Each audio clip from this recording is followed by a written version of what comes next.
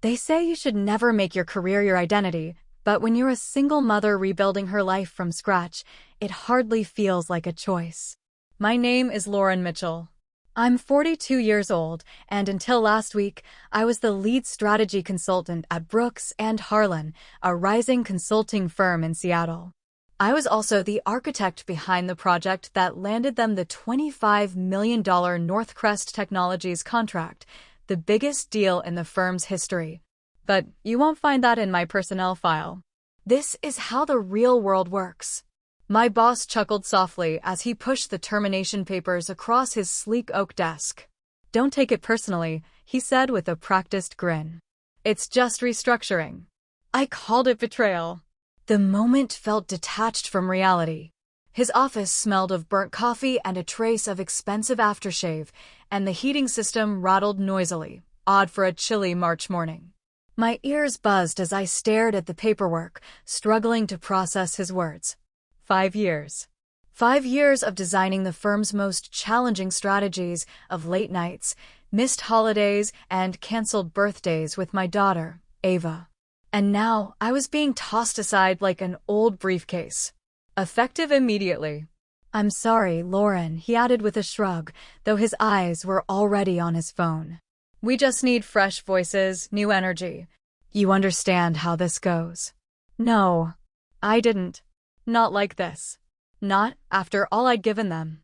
"Breathe," I told myself, lifting my chin to hide the quiver in my hands. I would not let him see me break. "Thank you for the opportunity," I said quietly as I rose from the chair. His eyes flickered with surprise. Maybe he'd been expecting tears, or anger, or desperate pleading. But when you've rebuilt your life once, you learn how to leave with your dignity intact, even when it feels like you can't catch your breath. I didn't ask why he hadn't mentioned my role in the Northcrest deal.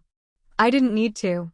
2 weeks earlier, I'd submitted the final proposal, the most complex, high-stakes pitch we had ever crafted.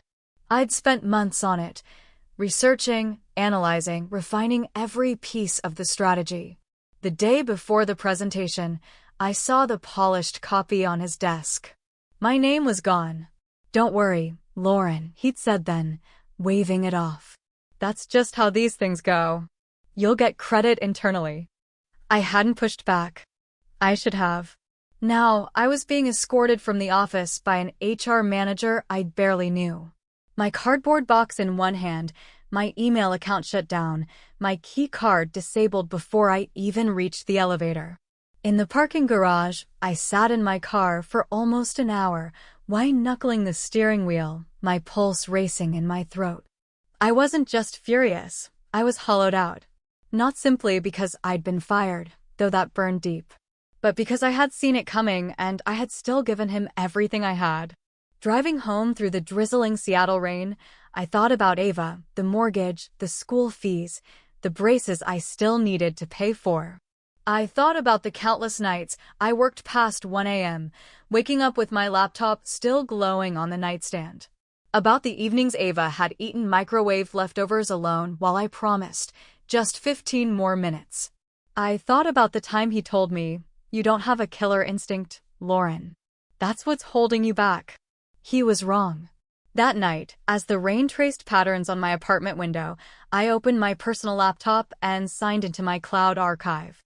I had saved every version of the Northcrest proposal, every draft, every set of notes, even the original concept file, stamped with my name. I hadn't meant to be strategic. I just believed in backing up my work.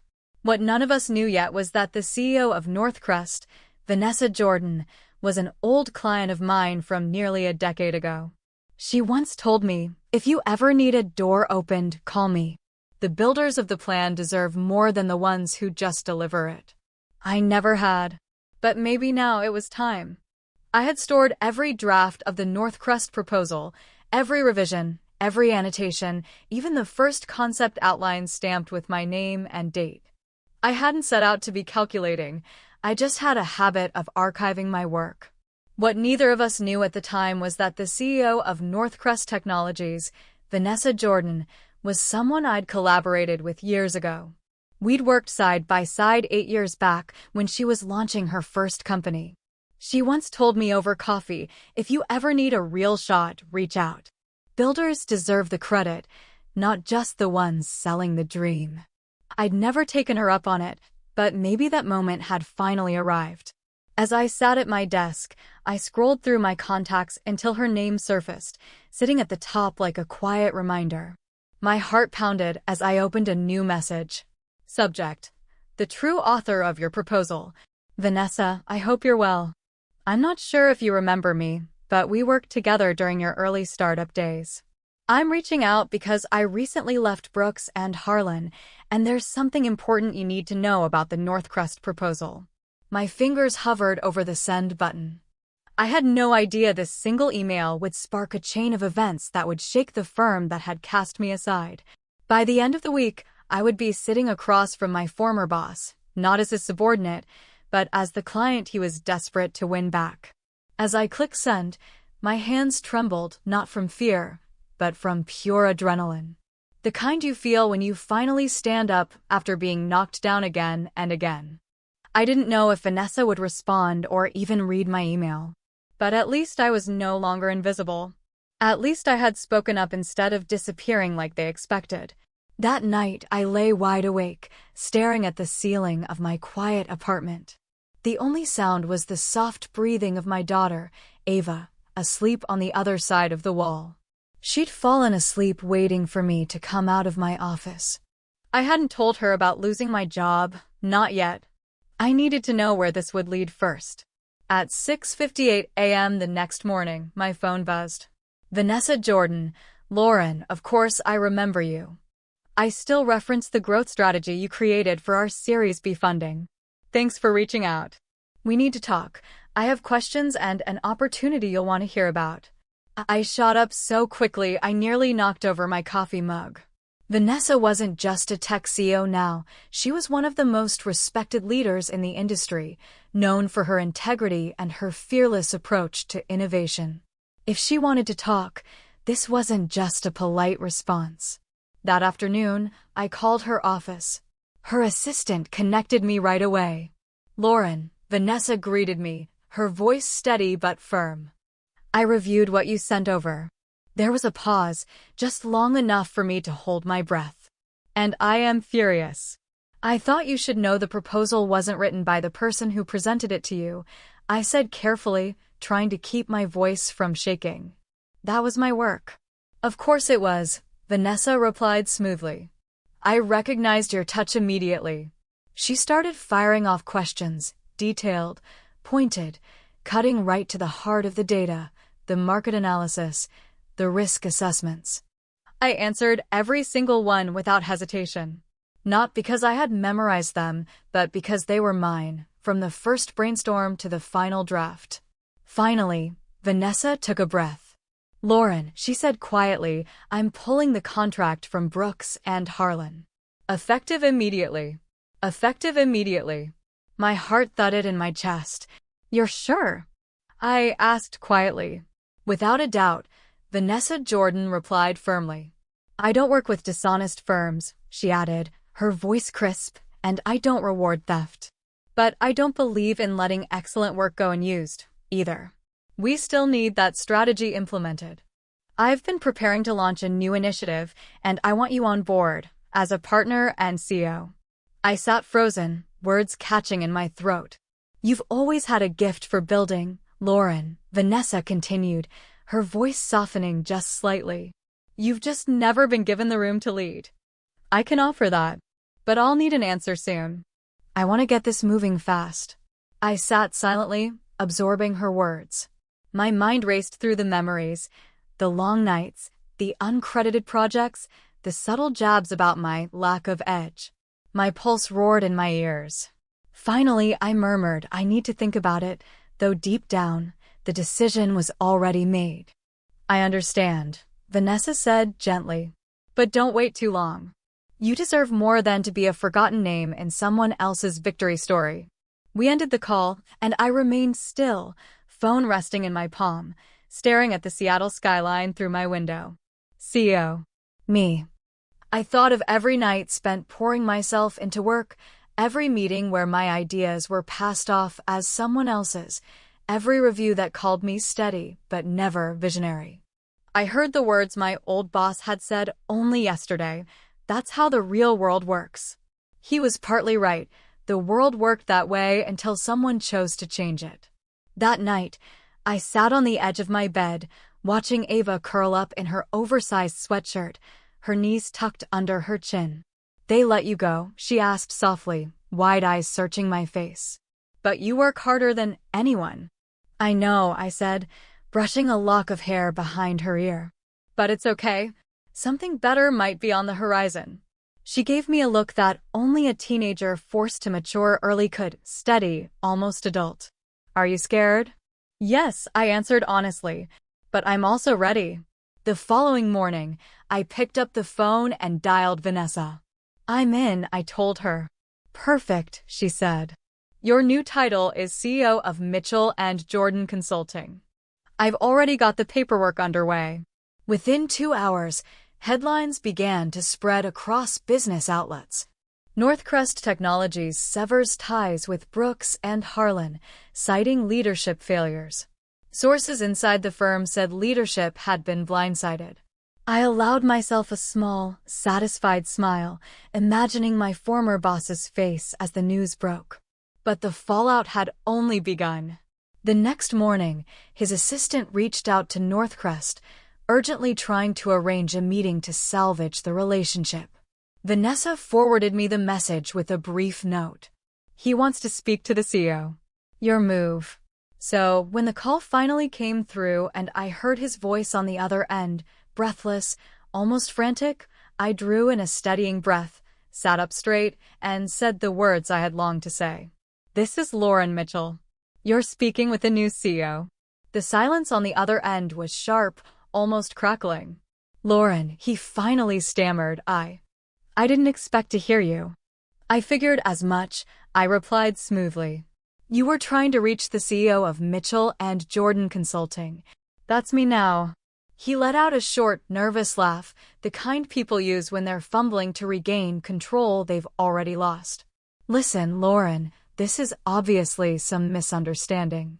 If I'd known you were still involved, I would have handled things differently." I let the silence stretch, tasting the sheer audacity of his words. "You didn't know?" I said slowly. "You erased my name from the final Northcrest proposal. You passed off my work as your own. And then you fired me." His voice sharpened, trying to pivot. "I was under pressure, Lauren. The board was demanding cuts. You know how this industry is. And, honestly, you're a talented consultant, but you've never been leadership material." That one hit harder than expected. Not because I believed it, but because it was the same refrain I'd been fed for years. Too careful. Too methodical. Too much, and somehow, never enough. "You made a mistake," he warned. "And I'm not just talking about leaving. You're burning bridges you may need later. Think about your future. Think about Ava." That was the moment something inside me snapped into clarity. "You don't get to bring my daughter into this," I said, voice ice cold. "And I'm not burning bridges. I'm building my own." There was a long pause, followed by a weary sigh on the other end. "You know," he murmured, "you used to be so grateful." Grateful. As though everything I had accomplished was a gift someone had handed me. "I was never grateful for the way I was treated," I said calmly. "I was committed. Loyal. But that loyalty ended the day you decided I was expendable. I'm not the one who should be worried about the future. You are." And with that, I ended the call. He let out a sharp sigh on the other end of the line. "But you didn't realize there was a problem," he insisted, his voice sliding into a defensive tone. "I was under immense pressure. The board demanded reductions. Tough calls had to be made. You understand how competitive this world is, Lauren." He didn't pause long enough for me to respond. "And honestly, Lauren, you're a gifted consultant, but you were never meant for an executive role." That cut deeper than I anticipated. Not because I believed him, but because it was a line I'd heard far too often over the years. Too thoughtful. Too reserved. Too detail-focused. Always too much, yet somehow never the right kind of enough. "You're making a mistake," he pushed on. And I don't just mean quitting. You're burning bridges you'll wish you had later. Think about your future. Think about Ava. That was the moment everything inside me shifted. He was trying to turn my daughter into a weapon. You don't get to bring my child into this, I said, my voice cool and deliberate. And I'm not burning bridges, I'm laying the foundation for my own. A long silence stretched across the line before a heavy sigh came through.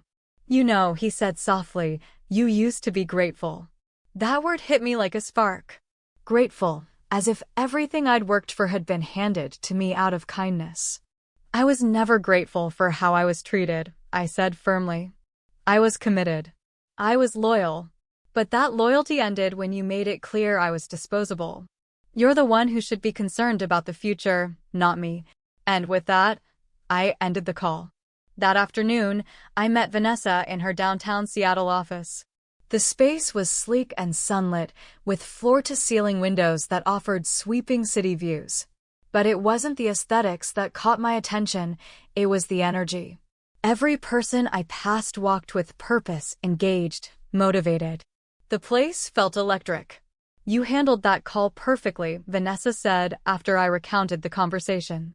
But be prepared, people like him rarely leave quietly. She was right. By Thursday, the rumors started to swirl. First on LinkedIn, then trickling into back-channel whispers I still caught through contacts at Brooks and Harlan. My former boss was rewriting the narrative, painting a picture that I'd left on my own after underwhelming performance, that I'd been difficult, emotional, hard to work with. It was a script I knew well. Predictable. Exhausting. I spent the afternoon combing through my files, old emails, project timelines, performance reviews, detailed notes. Not because I had anticipated this, but because I've always been the type to save the trail. That evening, a message popped up from Jenna, a former teammate. Lauren, I don't know if you've heard what's being spread, but I want you to know I'm with you. We all know the truth. If you ever need someone to back you up, count on me. She wasn't the only one. Over the next 2 days, I received more than a dozen messages and calls from past colleagues, some who had quietly left, others still hanging on inside the firm. They shared similar stories: stolen credit, overlooked promotions, voices silenced. Many had been too nervous to speak before. Some were still enduring in silence. You were the first to walk away, Jenna said in one call. But now that you have, some of us are ready to step forward too. By the end of the week, I had more than just encouragement. I had evidence, emails, screenshots, internal reports, fragments that together painted a clear picture of years of manipulation, mishandled projects, and ethical breaches. The best part? I didn't even need to lift a finger to use it because the board at Brooks and Harlan was already starting to panic. On Monday morning, a notice quietly appeared on the company's investor relations page. Northcrest contract officially canceled. Revenue forecasts were lowered. By midday, the stock price had slipped by 7%. And then an email arrived in my inbox that I hadn't expected. Lauren, this is confidential, the message began, but the board is quietly reviewing leadership conduct. Several partners have raised red flags about how major accounts, including Northcrest, were handled. There's serious talk about a leadership overhaul. You didn't just walk away, you exposed what the rest of us were pretending not to see. Anonymous. I read that email 3 times before I finally closed my laptop. My fingers felt calm, no trace of the tremor that had rattled through me only a week ago. He'd said I was making a mistake, that I'd regret leaving. But as the days passed, it became clear, the only mistake I'd made was staying as long as I did. By the next week, the whispers had exploded into full-blown media coverage. Top consulting firm loses flagship client amid leadership scandal. Brooks and Harlan in freefall following executive shakeup. I sat in my apartment, laptop open on the kitchen table, my phone buzzing every few minutes with texts and alerts. With each headline, I felt a quiet kind of vindication. Not triumph, not gloating, just relief that the truth was finally breaking through. The truth they had tried so hard to bury me with. At Mitchell and Jordan Consulting, Vanessa and I were moving fast. We were assembling a team, brilliant, motivated people. Some were former Brooks and Harlan colleagues who had left in the aftermath of the scandal. Others came through Vanessa's impressive network. But they all shared one thing in common: the determination to build a company centered on honesty, excellence, and real leadership. For the first time in years, I wasn't executing someone else's playbook. I was drafting the architecture of something entirely new. And yet, beneath the excitement, I couldn't shake a persistent feeling. My old boss, let's call him Eric, wasn't the type to surrender gracefully. Sure enough, late Friday afternoon, my lawyer, Monica, called. "You're not going to love this," she warned, her voice matter of fact. "Hit me," I said, bracing myself. "Brooks and Harlan just filed a cease and desist," Monica explained. "They're accusing you of misusing proprietary materials and poaching their client." I let out a sharp laugh, not because it was funny, but because it was so utterly predictable. "You mean the client whose entire strategy one built? The one I had a professional relationship with before I even joined their firm?" Monica chuckled softly. "Exactly. It's a pressure tactic. They're hoping you panic and either back off or settle quietly." "Let them try," I said. "We've documented everything." "We have," Monica agreed, "but I think it's time we go on offense. We're filing a countersuit, wrongful termination, defamation, and professional sabotage. I've already got supporting statements lined up from several of your former colleagues." I leaned back in my chair, eyes drifting toward the lights of downtown Seattle twinkling through my window. Just a month ago, I was clinging to a crumbling job. Now, I was reclaiming my name, my work, and my story. But what astonished me most wasn't the legal escalation. It was the unexpected flood of people who came forward to back me. That night, Nathan, a senior analyst I'd mentored, messaged me. "Lauren, I should have spoken up sooner. We all knew what Eric was doing. You were the engine behind our success. He just took the credit." I've attached a document. It shows a timeline of projects where your name was erased or swapped out in the internal records. Use it if you need. And then came Mia, a former HR manager who had left 6 months before I was pushed out. "Eric pressured us to downgrade your performance reviews the quarter before you were let go." I still have the original files. I'm happy to send them over. I sat at my desk long after midnight, reading through the evidence, stunned not just by their bravery, but by the sheer volume of buried truth finally surfacing. It was one thing to suspect you'd been undermined. It was another to hold proof in your hands. By Monday morning, Monica had filed our countersuit. We submitted project records, client emails, statements from colleagues, and proof of my prior connection to Northcrest.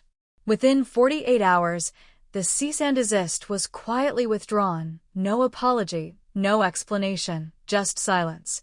But the most satisfying part? I never had to use the nuclear option. The board at Brooks and Harlan was already buckling under public pressure. On Wednesday, another headline dropped: Brooks and Harlan board launches independent ethics review. CEO Eric Vaughn placed on administrative leave pending investigation. I sat in my office, watching the news unfold, phone buzzing with more messages from old coworkers. I didn't feel triumph. I didn't feel revenge. What I felt was freedom and the unmistakable sense that this wasn't an ending, but a beginning. Damage really was. It wasn't just about me. It had never been just about me. Sitting by the window of my apartment that night, watching the city lights flicker across the Seattle skyline, I reread Mia's email. "Lauren, they rated you exceeds expectations before Eric pushed HR to downgrade it to meets expectations. They were setting you up to be pushed out." I kept the original files. I sat with that revelation for a long time.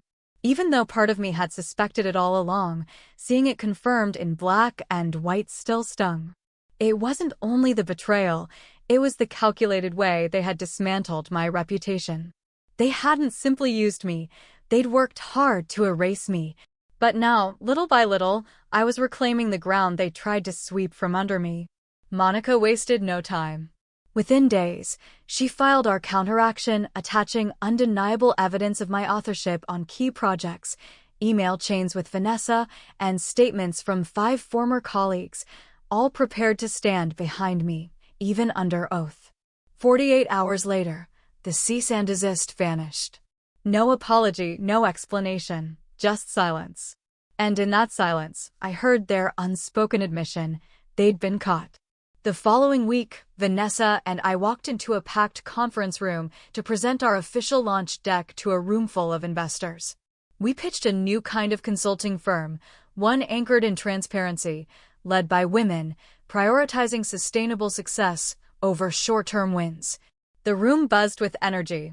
By the end of the afternoon, we had secured 2 major contracts. As I stepped into the elevator, I was overwhelmed by a wave of mixed emotions: pride, disbelief, and buried beneath the excitement, a quiet grief for all the years I had spent waiting for someone to hand me permission to lead. I used to believe that the system was untouchable, that no matter how hard you worked, the house always won. But what the house forgets is that the people doing the work are the ones holding it upright. And when they walk away, the whole structure starts to crack. That evening, as I pulled up in front of Ava's school, she came running toward the car, grinning ear to ear, her backpack bouncing on her shoulders. "How was your day?" I asked as she hopped in and buckled her seatbelt. "My teacher asked who inspires us the most," she said matter-of-factly, and I told her, "You." I glanced at her, throat tightening. "Me?" I asked softly. "Because you didn't let them stop you," she said, her voice steady. "And because now you're the boss." I smiled, my eyes stinging with tears, not just because she saw me that way, but because, for the first time in my life, I saw myself that way too. By the end of the month, Mitchell and Jordan Consulting had made waves. We officially onboard 2 major clients, one of them a direct competitor of Brooks and Harlan. The irony wasn't lost on me. The same firm that once told me I wasn't executive material was now watching from the sidelines as I led strategy sessions with Fortune 500 leaders. But by then, it wasn't about revenge. Not anymore. It was about reclaiming space, about reshaping the idea of leadership itself. Then the media came calling. The first article ran under the headline, "From Cast Aside to CEO, the woman who transformed setback into power." The reporter had done her research. She knew about the Northcrest contract, the abrupt firing, even the leaked internal documents. During our phone interview, I told her plainly, "I'm not trying to wage a war. But I'm done pretending this was normal." It wasn't, and I'm not the only one who's lived it. When the article went live, the response was staggering. Emails, messages, DMs, they poured in from women across industries, former employees, and even strangers. This gave me the strength to finally speak up at work. Your story is mine, just with different names. I've been quiet for too long. Thank you. I expected to feel proud. I expected to feel strong. But instead, something tightened in my chest. Because with every voice that reached out, I understood more clearly. This wasn't just a story about me. It was a story about all of us. The harm ran deep. It had never been just about me, and now, finally, the world was paying attention, including Brooks and Harlan. 2 days after the article went live, Monica gave me a call. "They've brought in a crisis PR team," she said. "They're scrambling to get in front of this. I'd expect some kind of public response soon." "Let them," I answered calmly. But what followed wasn't just a vague statement. It was a full-blown image rescue operation. The firm posted a lengthy blog titled "A New Chapter: Learning and Growing Together." It was packed with generic statements about communication gaps, leadership transitions, and a commitment to better practices. They never mentioned my name, but it was obvious they were trying to control the narrative. Then Eric popped up on a business podcast. "We live in a time when it's easy to point fingers," he said smoothly. "Sure, I've made errors. Who hasn't? But let's be honest, not everyone is built for the pressures of leadership. Sometimes people misunderstand the tough calls that come with running a company." It was polished spin, so rehearsed, I almost laughed out loud. But what happened next caught me completely off guard. That evening, I got a message request from someone I hadn't heard from in more than a decade. Janet Sullivan, one of the original co-founders of Brooks and Harlan, and a former senior partner. She had retired quietly years before I'd been promoted, but in the industry, her name still held weight. Her message was brief. "Lauren, I've been following the news. I believe you. If you're willing, I'd like to meet." We met at a quiet cafe tucked into a side street in downtown Seattle. She looked older, her hair more silver than I remembered, but she still carried the same steady presence. I stepped down before Eric consolidated power, Janet told me, cradling her coffee. I saw the shifts coming, the decisions being made, and I knew it wasn't a direction I wanted to be part of. But I never imagined it would unravel this fast. "You suspected?" I asked carefully. She nodded, her expression thoughtful. I had a sense, but no concrete proof. And honestly, I didn't push hard enough. I wasn't brave enough to challenge it back then. There was no performance in her voice, only quiet regret. "You weren't the only one he tried to sideline," she continued softly. "You were just the first to call him out." Then, reaching into her leather bag, Janet pulled out a slim flash drive. "These are internal reports, board meeting notes, and evaluation records from my final 6 months at the firm. They might help if you decide to go further with this." I took it, pulse pounding. "Why now?" I asked, my voice low. She gave a small, sad smile. "Because it's time the truth had more champions than excuses. And because you reminded me what leadership is supposed to look like." We sat in quiet reflection, two women from different eras, one closing a chapter, the other writing her own. That night, back in my apartment, I opened the drive. Janet hadn't been exaggerating. There were emails documenting deliberate downgrades of employee reviews, transcripts of leadership meetings where Eric floated the idea of cutting staff to divert attention during PR storms, and even a draft presentation labeled restructuring plan. Quietly phase out high-risk personnel ahead of IPO. I realized then, I hadn't been seen as a liability because of my performance. I was a threat because I asked hard questions and refused to look the other way. The next morning, I sent everything to Monica. Her reply landed within minutes. "We need to take this public. This isn't just your story anymore. It's bigger. This is bigger than just you, Lauren. Are you ready?" Monica's text blinked on my screen. I stared at it for a long time, letting the weight of it sink in. Ready? Maybe not in the way most people meant. But prepared? Without question. The choice to go public wasn't one I took lightly. I spent the entire weekend with Monica, going over every piece of evidence, cross-checking timelines, verifying names, confirming every detail. We weren't just uncovering wrongdoing. We were laying a foundation for accountability. By early Monday, we had submitted the full story to the Seattle Business Journal, complete with a detailed evidentiary packet. We also filed a formal complaint with the Washington State Department of Labor and the SEC, outlining the consistent pattern of employee manipulation and deceptive investor reporting tied to performance evaluations. I had expected to be anxious, maybe even terrified, when the story broke. But when it did, I wasn't. I felt focused, centered, liberated.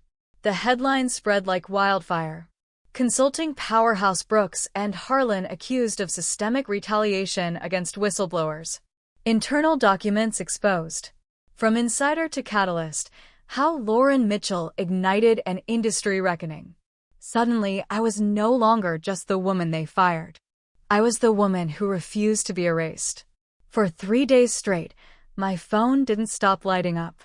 Journalists, former colleagues, women from across the country, from Boston to Los Angeles, reached out. Some called me bold. Others warned I was risking my career. But for me, it was neither bold nor reckless. It was necessary. By Wednesday morning, Vanessa stepped into my office, a grin stretching across her face as she set a coffee cup on my desk. "You broke the internet," she teased. "I didn't mean to," I laughed softly. "Which is exactly why it worked," she said, settling into the chair across from me. She studied me for a long moment. "How are you holding up?" I paused, letting myself really feel the question. "Exhausted," I admitted. "But strong. I always knew you'd be the one to crack this open," Vanessa said gently. But even I didn't expect it to ripple this far. She was right. Within days, 2 senior leaders at Brooks and Harlan resigned. Anonymous sources confirmed what insiders had whispered for years, that the board had been aware of misconduct and had consistently chosen to look away. A former HR executive even went on record, confirming deliberate efforts to downgrade performance reviews and silence employees who raised concerns. By week's end, the firm's legal team issued a statement pledging comprehensive reforms. Eric, the man who had called me not leadership material, was placed on administrative leave pending investigation. His social media accounts went dark. No damage control. No spin. Just silence. I didn't feel triumphant. Not even for a second. Because this was never about revenge. It was about recognition, not just for me, but for every overlooked contributor, every quiet builder, every invisible architect holding companies together from behind the scenes. It was about changing the ending for all of us. That Friday evening, Ava and I sat on the porch, watching the spring sun dip below the Seattle horizon, the sky painted in gold and lavender streaks. "Mom," Ava said, glancing up from her phone. "You're on TV again." I laughed. "Yeah? Getting tired of seeing me everywhere?" "No," she said, leaning her head against my shoulder. "I think it's awesome. You didn't let them treat you like you didn't matter." I kissed the top of her head, the weight of that moment settling in not just for me, but for the belief she now carried into her own future.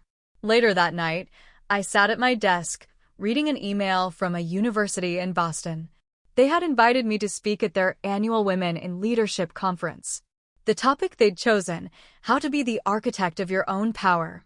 I accepted, not for attention, but because someone needed to say it plainly. The way things have always been isn't the way they have to stay. A month later, Brooks and Harlan settled the case. The agreement included a confidential financial settlement, a formal public apology, and the resignation of 3 additional senior leaders.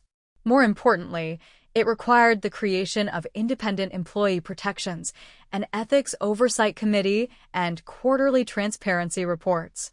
It wouldn't repair everything, but it was a beginning. As part of the settlement, I declined a non-disclosure clause. If they thought they could pay for my silence, they hadn't been paying attention. I remained at the helm of Mitchell and Jordan Consulting, guiding it into its 2nd year, growing our client list, building our reputation as a firm rooted in trust, and fielding a flood of applicants eager to join. But above all, I stayed visible. Because stories like mine only matter if they're told, if they remind others that their pain isn't isolated, that silence isn't the cost of survival, and that we get to choose when and how our stories end. And for me, this was no ending. It was only the beginning. If you've made it this far, I want to say thank you, not just for listening to my story, but for standing beside me in spirit. This isn't just a story about corporate betrayal or career redemption. It's a story about reclaiming your voice when others have tried to silence it. And now, I want to ask something of you. If my journey resonated with you, I would love to hear from you. Leave a comment sharing your thoughts, your own experience, or even just a word of encouragement. Stories like mine and yours matter most when they're shared, when they remind people that they are not alone in the struggle to be seen, heard, and valued. Your comments don't just support me, they create a ripple that reaches others who may need that reminder, too. And if you take one piece of advice from all this, let it be this. Never underestimate the quiet power of knowing your own worth. People will try to tell you you're too much or not enough. They will tell you that you should be grateful for what you have, even when it's less than you deserve. But you have the right, the responsibility, even, to challenge those stories. You have the right to set your own boundaries, to walk away when you are no longer respected, and to speak up even when your voice shakes. I didn't set out to be a disruptor. I just refused to disappear. And you can, too.